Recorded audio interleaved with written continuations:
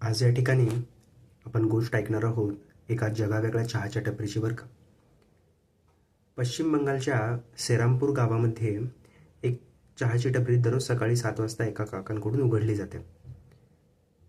आणि ते काका तिथला 7 वाजता जो काही माल असेल त्या चहाच्या टपरीचा तो भरतात आणि निघून जातात. त्यानंतर तिथे जे कोणी येणारे गिराईक असतील ते गिराईक स्वतःचा चहा स्वतः बनवतात आणि त्या चहाचे जेवढे काही पैसे झाले असतील ते पैसे तिथल्या काउंटरमध्ये टाकून निघून जातात. नुसतं एवढंच नाही तर तिथे बऱ्याच मित्रांचा, वयस्कर मित्रमैत्रिणींचा ग्रुप असा जमलेला आहे की ते लोक तिथे त्या चहाच्या टपरीवरती आल्यानंतर आळीपाळीने एकमेकांसाठी चहा बनवतात. त्या चहाचे जेवढे काही पैसे झाले असतील ते तिथे देतात आणि निघून जातात. संध्याकाळी 7 वाजता त्या चहाच्या टपरीचे मालक म्हणजे ते काका परत येतात. ती चहाची टपरी बंद करतात, जेवढा काही हिशोब झाला असेल तो करतात आणि घरी निघून जातात.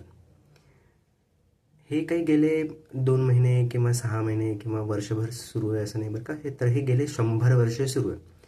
आणि गेले 100 वर्षामध्ये एकदाही तिथे कुठल्याही प्रकारची काही चोरी झाली आहे किंवा कुणी काही अप्रामाणिकपणा दाखवला आहे असं काही निदर्शनास आलेलं नाही आहे.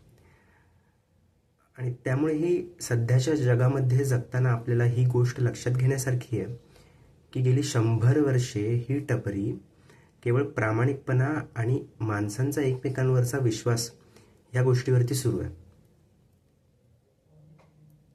तुम्हाला सुद्धा अशाही कुठल्या